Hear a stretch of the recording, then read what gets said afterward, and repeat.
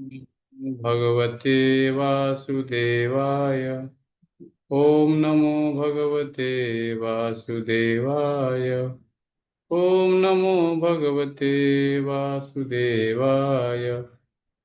नारायणं नमस्कृत्यं नरं चैव नरोत्तमं देवीं सरस्वतीं व्यासं ततो जयमुदीरयेत्।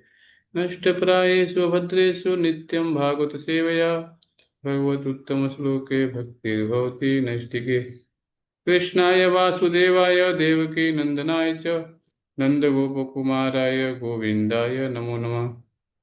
जय श्री कृष्ण चैतन्य प्रभु नित्यानंद श्री अद्वैत गदाधर श्रीवासादि गौर भक्तवृंद।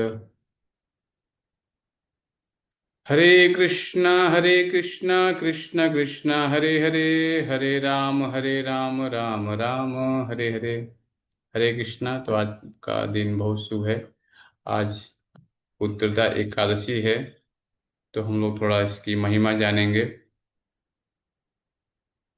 बताया गया है कि उत्तरदा एकादशी की व्रत कथा इस प्रकार है। एक बार द्वापर युग के आरंभ में महिष्मति नाम की एक नगरी थी, जिसमें महिजीत नाम का राजा राज्य करता था। लेकिन वो पुत्रहीन होने के कारण राजा को राज्य सुखदायक नहीं लगता था। उसका मानना था कि जिसके संतान न हो उसके लिए यह लोक और परलोक दोनों ही दुखदायक होते हैं। पुत्र सुख की प्राप्ति के लिए राजा ने अनेक उपाय किया, परंतु राजा को पुत्र की प्राप्ति नहीं हुई। वृद्धावस्था आती देखकर राजा ने प्रजा के प्रतिनिधियों को बुलाया और कहा, हे प्रजाजनों, मेरे खजाने में अन्याय से उपार्जन किया हुआ धन नहीं है। न ही मैंने कभी देवताओं तथा ब्राह्मणों का धन छीना है। किसी दूसरे की धरोहर भी मैंने नहीं ली है। प्रजा को पुत्र के समान पालता रहा। मैं अपराधियों को पुत्र तथा बांधवों की तरह दंड देता रहा। कभी किसी से घृणा नहीं किया। सबको समान माना है। सज्जनों की तथस्था पूजा की है। इस प्रकार धर्मयुक्त राज्य करते हुए भी मेरे पुत्र नहीं है। सो मैं अत्यंत दुख पा रहा हूँ। इसका क्या कारण है? राजा महिजीत इस बात को विचारने के लिए मंत्री तथा प्रजा के प्रतिनिधि वन को गए। वहां बड़े बड़े ऋषि मुनियों के दर्शन किए। राजा की उत्तम कामना की पूर्ति के लिए तीसरे श्रेष्ठ तपस्वी मुनि को देखते फिरते रहे। एक आश्रम में उन्होंने एक अत्यंत वयोवृद्ध धर्म के ज्ञाता बड़े तपस्वी देखा। उन्होंने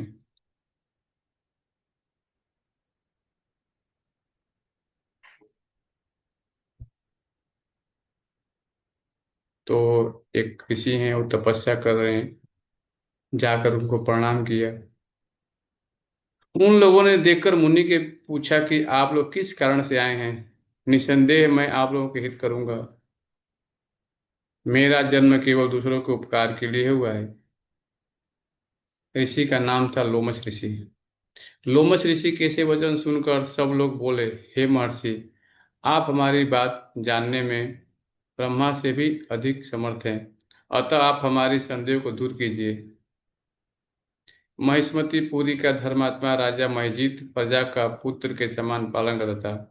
फिर भी वह पुत्रहीन होने के कारण बहुत दुखी था। इन लोगों ने आगे कहा कि हम लोग उसकी प्रजा हैं, अतः उसके दुख से ही हम भी दुखी हैं। आपके दर्शन से हम पूर्ण विश्वास है कि हमारा यह संकट अवश्य दूर हो जाएगा, क्योंकि महान पुरुषों के दर्शन मात्र से अनेक कष्ट दूर हो जाते हैं। अब कृपा करके राजा के पुत्र होने का उपाय बतलाइए।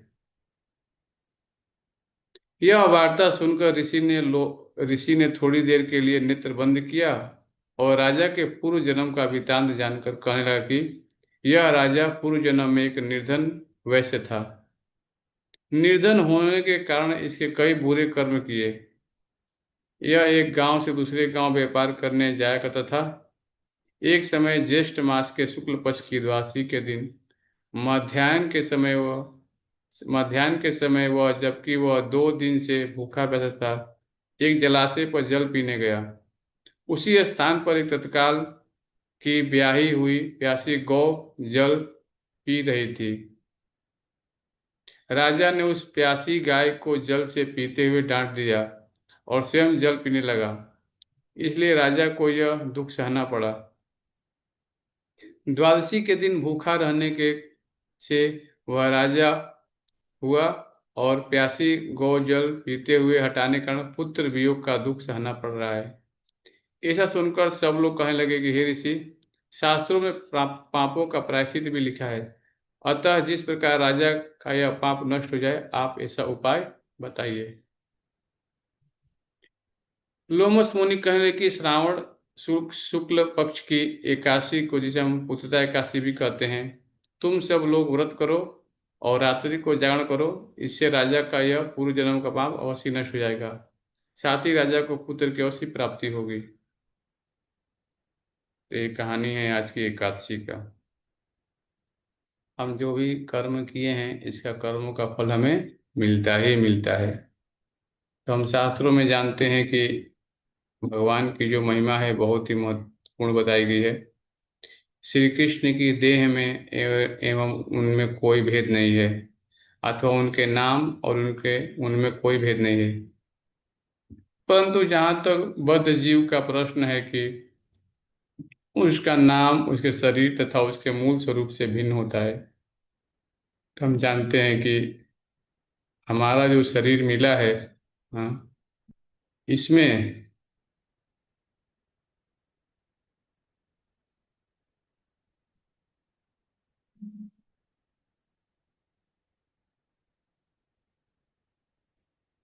हमारा जो शरीर है पंच महाभूत से बना है। पृथ्वी, जल, अग्नि, वायु, आकाश। तो बताया गया है कि भगवान का जो शरीर है, स्वयं की देह में और उनमें कोई भेद नहीं है, अथवा उनके नाम और उनमें भी कोई भेद नहीं है। तो ये अलग करता है, बद्ध जीव और भगवान में अंतर है। यही बात हमें यहाँ बताया गया है। परंतु तथ्य यह है कि श्री कृष्ण का नाम तथा व्यक्ति श्री कृष्ण, ये दोनों ही चिन्मय हैं। श्री कृष्ण के विषय में सब कुछ दिव्य तथा आनंदमय है। बद्ध जीव के शरीर तथा उसकी आत्मा में अंतर होता है, और पिता द्वारा दिया गया नाम आत्मा से भिन्न होता है। भौतिक वस्तुओं से बद्ध जीवात्मा की आसक्ति उसके वास्तविक स्वरूप को प्राप्त करने में बाधा बनाती है। यद्यपि वह श्री कृष्ण का नित्य सेवक है, परंतु बद्धावस्था में उसका व्यवहार विपरीत रहता है। श्री चैतन्य महाप्रभु जीवात्मा के वास्तविक स्वरूप का वर्णन करते हैं। जीवेर स्वरूप है कृष्णेन नित्यता, चैतन्य चरितमृत के 20.108। जीवात्मा अपने वास्तविक स्वरूप के कार्यों को भूल गया है।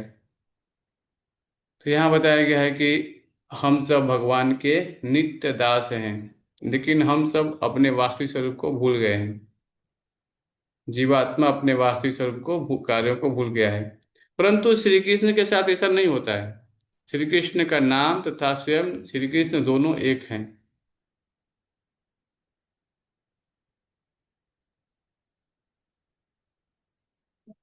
कई बार लोग भगवान श्री कृष्ण को समझ नहीं पाते। यहाँ बताया गया है कि माया कृष्ण नामक कुछ नहीं होता, क्योंकि श्री कृष्ण भौतिक सृष्टि से प्रभावित नहीं होते। माया दक्षिण प्रकृति श्रुति सचराचरम। हाँ, हमें स्पष्ट जानना चाहिए, भगवान जो है भौतिक प्रकृति से प्रभावित नहीं होते हैं। हाँ? श्री कृष्ण के शरीर और उनकी आत्मा में कोई भेद नहीं है। श्री कृष्ण एक ही साथ आत्मा शरीर दोनों हैं। शरीर और आत्मा का भेद बद्ध जीवों पर लागू होता है। बद्ध जीव का शरीर उसकी आत्मा से अलग होता है, और बद्ध जीव का नाम उसके शरीर से भिन्न होता है।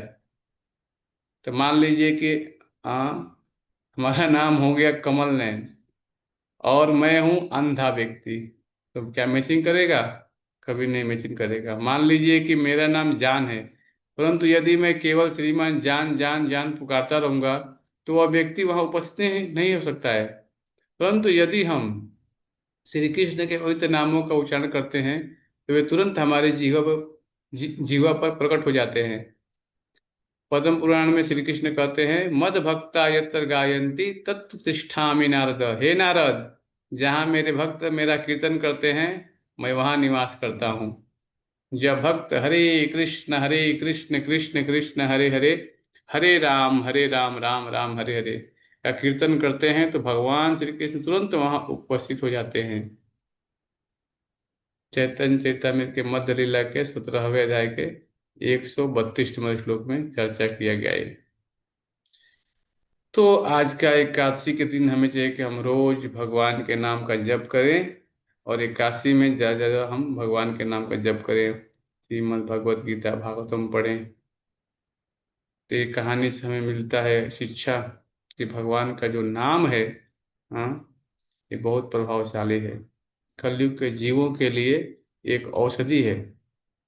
बताया गया श्री कृष्ण के पवित्र नामों का उच्चारण करते हैं जब, तो तुरंत हमारी जीवा पे प्रकट हो जाते हैं।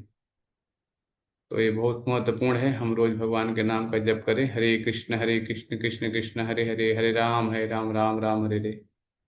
तो नाम जप करेंगे तो भगवान का स्मरण होगा हमें। हाँ, भगवद गीता भागवतम पढ़ें। हरे कृष्ण।